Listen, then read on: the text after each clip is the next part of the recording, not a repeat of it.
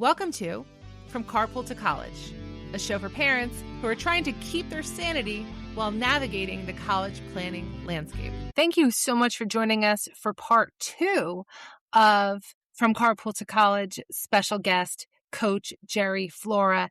And he's going to walk us through athletic training and combines, recruiting, and talk to us about what it takes. Tara, you were talking about with one of our episodes about careers, right? About our students who are interested in maybe in baseball. Oh, when I took Lucas? Yes.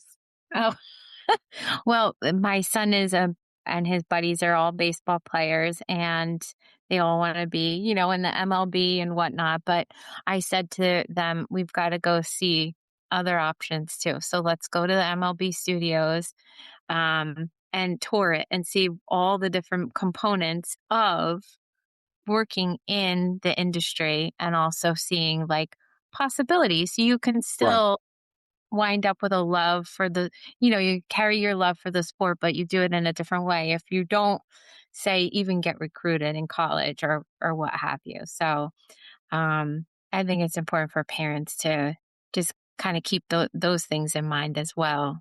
Well, it's funny you say that because you first started off talking about how like you thought that I like to do things for the kids, like the student athlete type of thing. Like that's the vibe you get. So to piggyback that, one of my golden rules in college was we built a huge student worker program.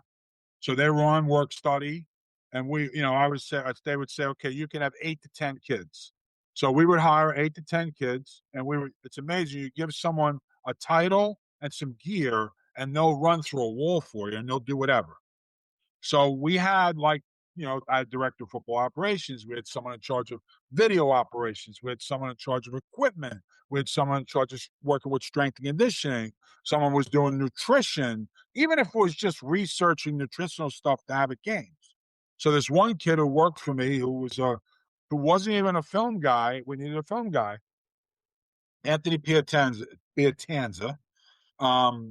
was with me for 3 years. And the perfect example of what you're talking about. Got him his first year. I don't even think he knew what end the camera was. We had a connection at the New York Giants. Long story short, so he was a senior. So needless to say, he did an amazing job for us. An internship popped open with the New York Giants. Dave called me. I said, Anthony would be great. He's like, well, have him come down. We're interviewing interns. He said, I got to interview about 80 people. He'll be the first one we interview. So great. He goes down, he interviews. He's mentored him, and we let him go with it. And then, boom, he got a job. Yeah. He goes, we like you, but we need someone that knows. He ended up getting a job with the Giants. He worked with Dave and his staff for years. And in the NFL, I think it's X amount of years where you get part of the pension system. So he got that point and beyond. He left the NFL, went back to Rutgers because he wanted to be in a state position. So he worked with Coach Shiano at Rutgers and their department, and at some point left and now has gone on. The moral of the story is you have a young man that started as a film guy, similar to what you're saying, and worked his way up to the point where he's got a full pension with the NFL. He's got a full state pension, and I don't even think he's more than 40 years old with a wife and 2 kids. Oh, my goodness. And that's a perfect reason to a kid that wanted to play football, but realized, football is not just for me. How do I?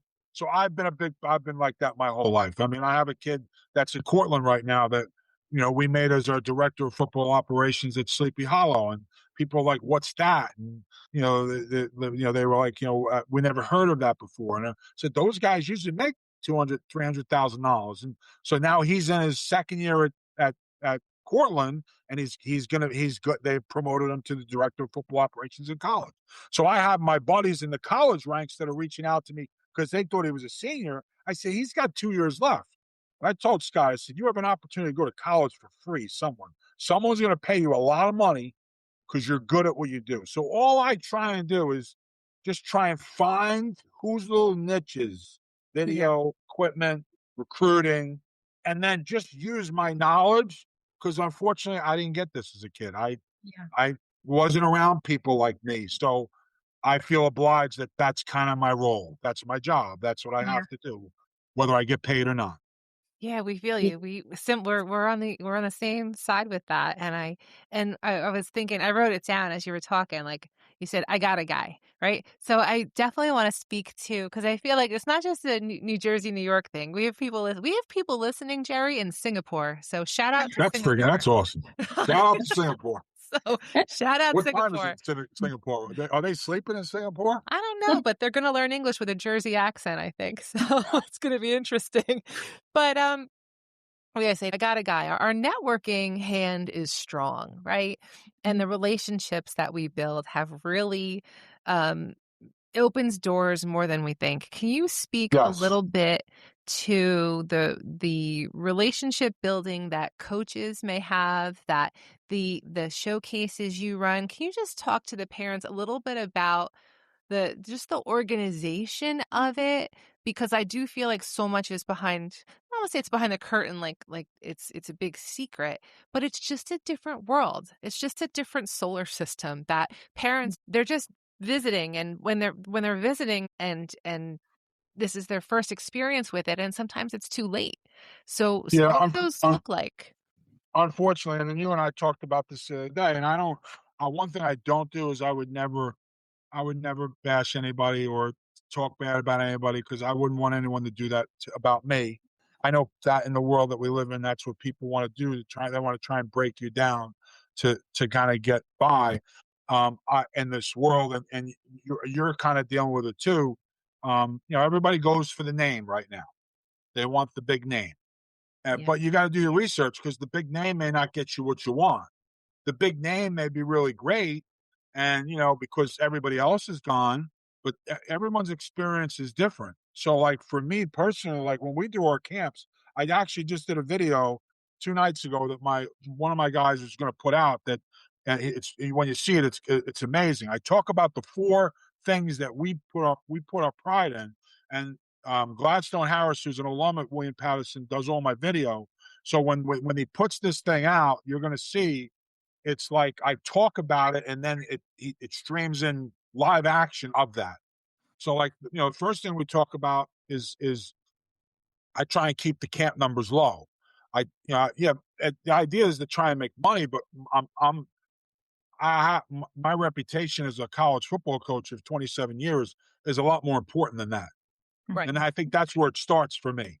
For me, I don't look at it as a businessman. I look at it as a coach. So we want to keep our numbers to 1 to 7, 1 to 8. So what does that mean? Well, we have a coach, we have 7 players. That player is going to get more reps than if he's in a group with 45 players. I know camps where there's like groups of 45 players, and that kid gets 3 reps. So what happens when the first rep is overthrown? The second rep hits the ground, and the third rep, they blow the whistle because the play didn't start. So you got 0 out of that rep, and you've got nothing. But you went because this was the big ticket item that was going to have 1,000 people, and it was a big name on it, and everybody else is going, so you were just going to follow. Well, that's great, but that's not going to help you recruiting. Once again, that's not me bashing anybody. That's just the reality. Small groups is better. So, like, I'll keep my camps to 150 or less. I'm going to translate a little bit. So what Jerry is saying is, at these showcase camps, right? It's a camp, it's a combine, it's a camp, it's a showcase, depending on it's a festival. Field hockey, we had festivals, right? Right, So it is providing an arena for your kid to showcase what they got, their talent. right. And there are coaches around. Maybe your kid's on a team, maybe they're put onto teams, but there's different ways that kids can participate. And the organizations will invite college recruiters to watch. And it's great. It's very efficient. But in some cases, what Jerry's alluding to is some of these camps are branded and they're fancy. And we're not going to say them because we don't want to get sued. But maybe they're sports branding equipment that we've all seen at Dick's Sporting Goods. And parents think that just because it has that brand name that is on sale at Dick's Sporting Goods that it's good, it doesn't necessarily mean that your kid is going to have enough opportunities to really shine. And you really want to take a look at the infrastructure of the camps. And what Jerry was telling me when we had our phone call a couple weeks ago, that in some cases, your kids are being evaluated, and that information isn't even shared with the families. It's kept, it's their property. It's the property of the camp, and then they will share it with recruiters. Can you talk a little bit about that, Jerry? Because that when you were telling me about that, my jaw hit the floor. Yeah, I mean, to get back to your point about what it is. So in baseball terms, it's every time you get a hit. Or in basketball terms, every time you go to shoot a free throw. So that's what we say when we say what a rep is. A rep. It's every chance you have to do something. So if you only get 5 chances in 2 hours, how is that beneficial for $300? Mhm. Yeah. So to your point, in terms of what you're asking me, so what happens is, like, so we test, for example, at our place, I'm fortunate. I met Mike and Sharon, who own Zybex Sports. Zybex Sports is the best in the business as far as I'm concerned. They're trusted by the NFL scouting combine for 15 years. So the people testing the best players in the world are Zybex Sports. Zybex Sports, they do combines with all sorts of people. Well, those are the same people that come work my camps. So we give the first class experience to our players. They have something they've trademarked called the Standardized Athlete Test, or it's the SAT. The same SAT you need to go to college, you need this SAT for college coaches. So college coaches look at measurables. Those are numbers. Those are wingspan and hand size and reach and height and weight. They take all that with the 40 time, and like Zybex Sports, everything's laser time. So laser time meaning it's not a stopwatch, it's not a cell phone, it's not it's Right. what it's It's laser. it's precision It's metrics. exact. Yeah. It's exact. So what they do is they have all these numbers. It's an SAT report, and in 24 to 72 hours, as long as I supply them with the emails, those players are going to get their numbers. Well, they're so sufficient that literally they'll leave my event. The testing is over in like an hour. They're driving back to the hotel. And before my players get home, the testing numbers are in their email box. The Unbelievable. coaches that work my camp, the testing numbers are in the box. And they have everything in there. They have miles per hour. They measure the same stuff they measure at the NFL Combine, which is why I'm perplexed why you wouldn't want that. Why wouldn't you Why want that? Why? why wouldn't I have 500 people registered for a camp? But here's the reason why. The reason why a lot of people don't want it is because then you're going to find out what your true worth is. Oh, right. The buck stops, right? The numbers don't lie. I've had parents say to me, "What happens if he tests bad?" Well, then work harder and come again. That's how it works. So if you fail a biology test, you scored 29, you're done. That's it. You're out. No, you're going to study harder because you want to get a 75. So the benefit of what we talked about you getting the numbers, or if some of the camps you go to, they don't get the numbers. Well, the same concept if you're taking biology. If you take 10 biology quizzes and you don't know what you score on them, and you never get them back, and you don't know what you did wrong, and then they give you a final and ask you to take it, and you get the same thing, well, then that's on the teacher or the school because they never shared with what you did wrong. Well, it's the same thing with college recruiting. It's the same thing with testing. I'll give you the same example I gave you. I have a kid, and it's because of our numbers. And I post it all over social media, so I'm not afraid to do it. And Mike and Sharon want me to do it. I have a young man that played for me in high school that's going to Rhode Island. He's so his first camp with us using the SAT that Zybeck has, he scored a 24 in eighth grade. Now 24 is not very good, but he's an eighth grader. So now that young man worked hard to get to the point where 4 years later, he takes the test at Kane and scores a 61. Right. There you go. The And improvement. now as a college coach, you're looking at that's an intangible that you can't get when you go to a camp when they time you on a cell phone.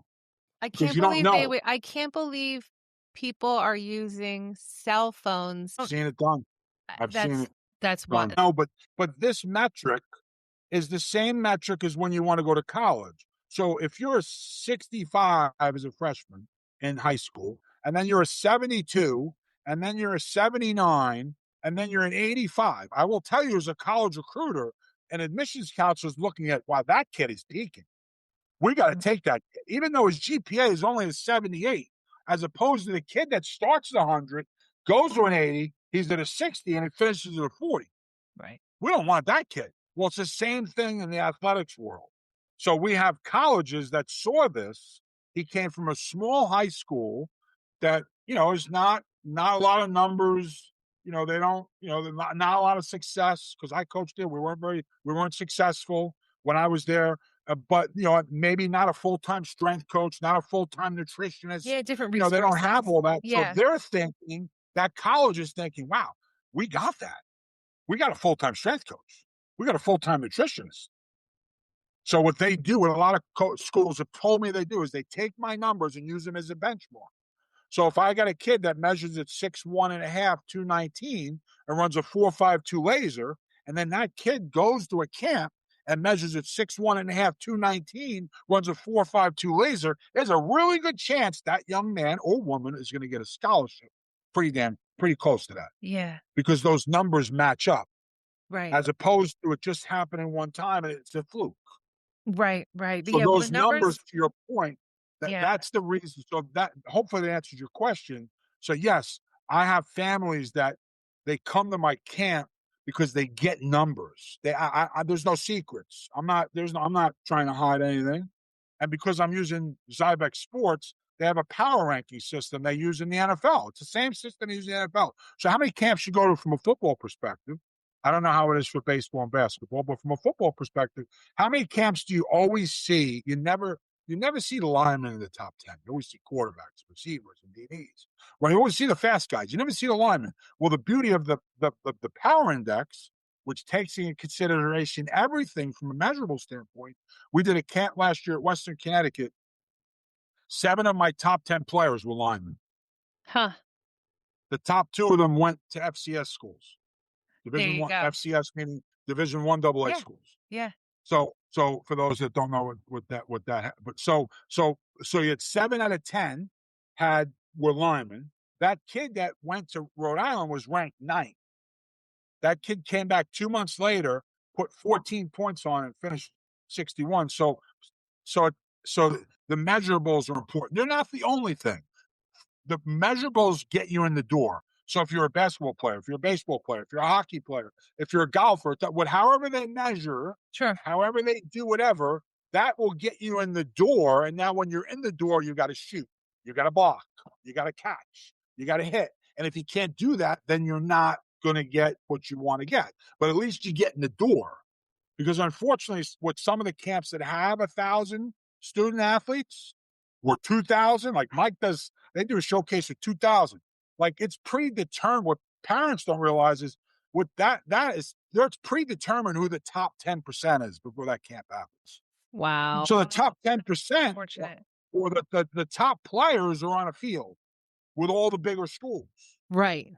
Right. But you don't know that when you sign up because you No. see Nebraska on the flyer. Oh, I want to go to Yeah. Nebraska. Great. Yeah. No, it's the Well, same with Nebraska. field hockey. Right. It's like, Right. oh, why am I on the D squad, the A squad, the Right. purple squad, Why am I whatever? on the It's like, field that's 17 miles away from campus?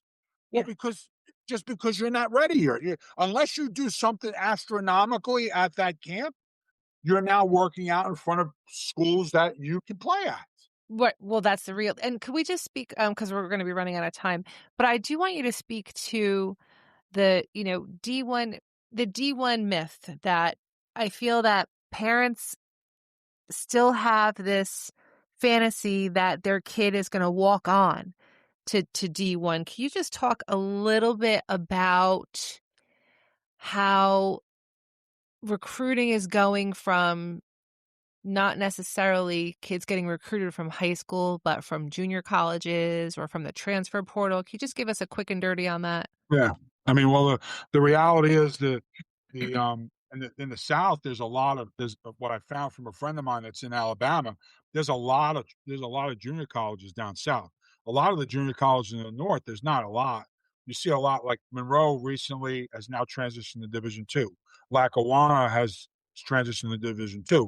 And a lot of that has to do with the fact that the post grads, there's a contingent of post grads.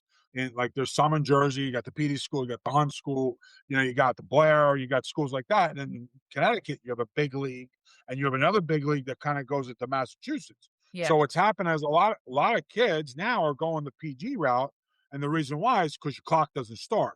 Right, and so So when you're parents for the parents who don't know PG is postgraduate, where your high school graduate is gonna do a year at a really beautiful, usually very picturesque private school, like something yeah, out of a book, like a something out of a boarding school, novel. Yeah, it's like a right? boarding school pretty much, and they're playing their hearts out, whether it's, hockey, ice hockey, lacrosse, you name it, and they're playing and they're not starting the clock yet for eligibility, but they're Right. getting bigger, they're getting stronger, and they're getting faster. Correct. Correct. And if you're in the PG world, if you're there, so if you got grades, if you go to a PG school and you had grades, then more than likely you're taking classes that are going to transfer to when you're in college. If you didn't have grades, you're taking recovery classes to retake those classes, Mhm. and you're taking SAT prep classes to retake the SAT. So some intangibles happening Oh, there yeah, to a lot help of you, growth. Yeah, but you're also playing against kids your own age, and your clock doesn't start. So you have that model right now. You have the post grad model. Now the the flip side to the post grad model is a lot of the post grad models, they cost 60, 70, $80,000. So they cost a lot. So the junior colleges may only cost 20 or 25. The problem is once you go to junior college, once you take a 12 credit semester in college, that's considered one semester. You're allowed 10 to play 8. So if you burn 2, you now have 8. You burn 4, you have 6. You don't have that problem when you're in a PG. But in terms of like the levels now, it's changed. Like Division I schools that are capped at like 105 scholarships.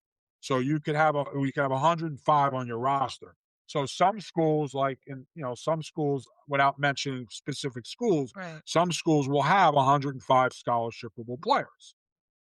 Some schools will have, because of their budget concerns, have 60 players. That means the other 50 are paying bodies, or they're mixing it like 50% academics, 50% paying, or 40% academics, 10% grant, 40%, whatever it is. There's some sort of mixture. Um, but like that whole theory now of the preferred walk on, or we hear the PWO all the time, Mm. which is from a football perspective, like there used to be walk ons, period. Right. Those almost don't exist anymore because the roster limits. Although some schools, like I know West Point, because I had a kid a couple years ago want to walk on because they do something different in terms of their time span. They had a walk on tryout. So some schools will have walk on tryouts for students in house in the fall, but they're not going to take many, and it's very rare you find a walk on student getting a scholarship. You can find a PWO getting a scholarship. Um, and then there's the trickle down effect that you and I have talked about right now. Yes. You have an enormous amount of players in the portal. I think there's maybe 3,000, 4,000, whatever.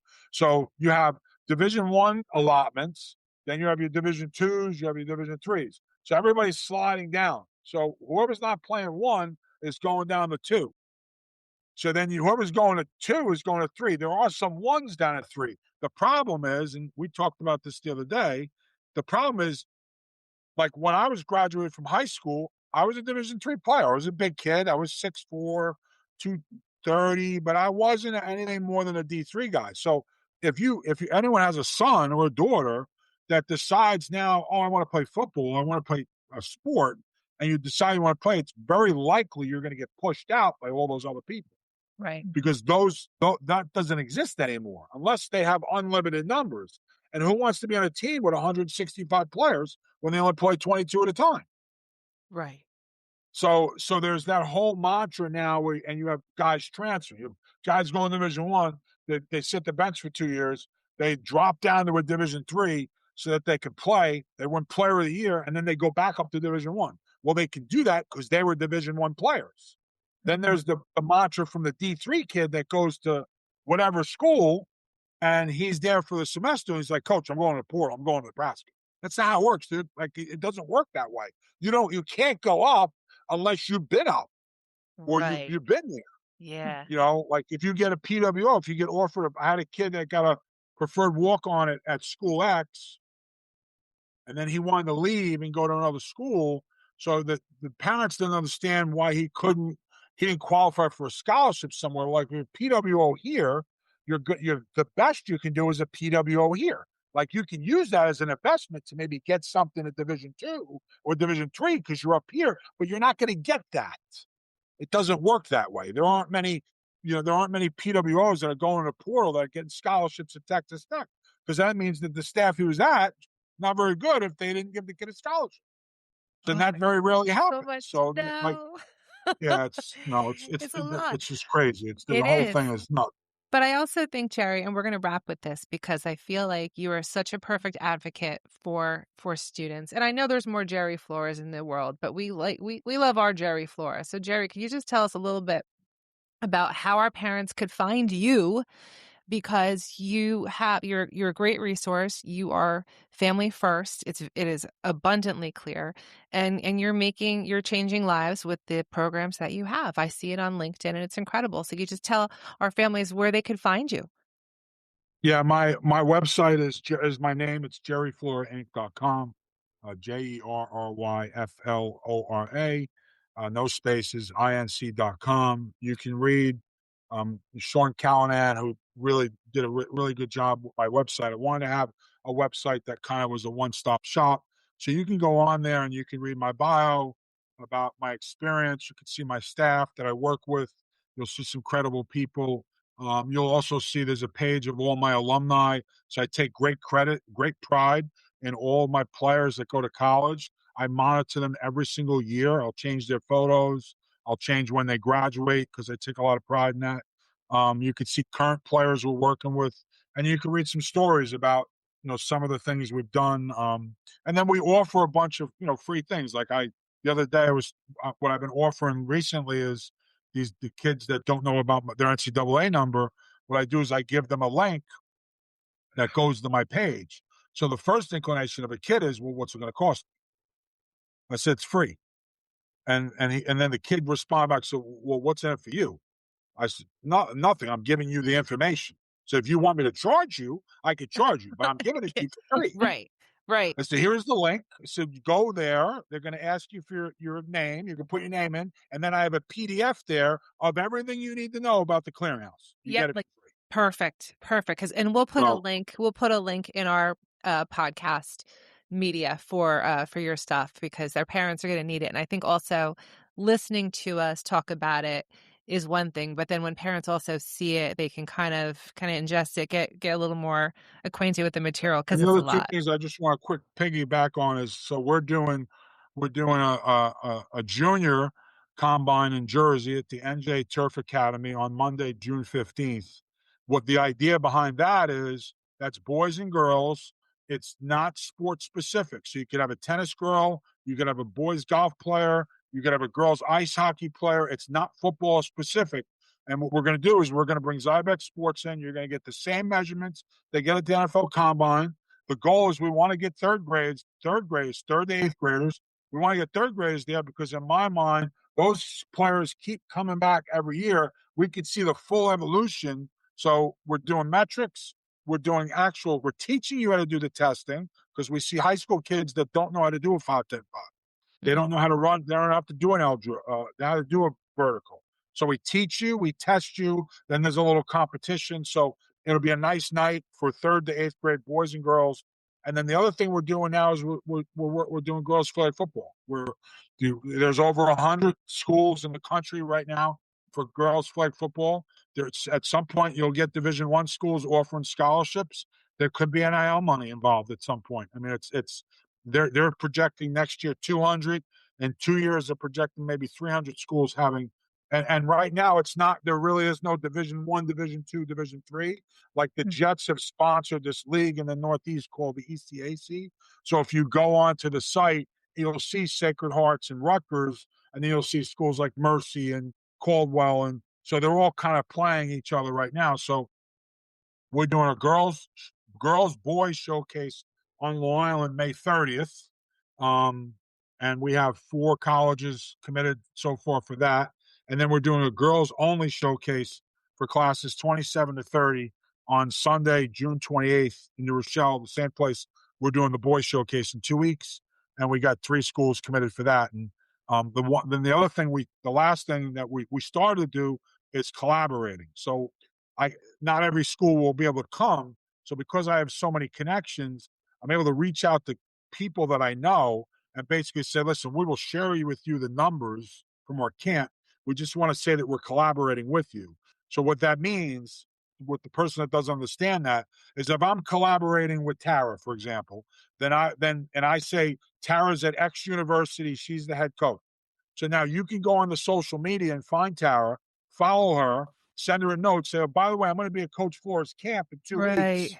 We're excited that you're going to get our information. So that when they come back and say, oh, I spoke to Coach Flora, then that validates that we're doing something real. Because there are some people that just put names on a flyer and say that people are going to be there and they're not. And once again, that's not something I can do because of my pride and because of who I am. So. Yeah. I think in both on our different worlds, we operate with our compass pointing true north ethically, and we're able to sleep at night. So saying that, we are kind of late right now. So we do want to thank you so much for joining us in the carpool today, Jerry. I'm Tracy Amadeo. And I'm Tara Horace. And thanks for joining us on From Carpool to College. Thank you for listening to From Carpool to College. We never want parents to say, I wish I knew then what I know now. If today's conversation gave you clarity or direction, we invite you to explore more at FromCarpoolToCollege.com. And if your family is looking for personalized college and career planning support, visit academicmentoringllc.com to learn how we guide students and their families through this process with intention and strategy. From Carpool to College is proud to be a member of the Forward Ed Network, amplifying conversations that support students, families, and educators. As you navigate what's ahead, remember, you don't have to do it alone.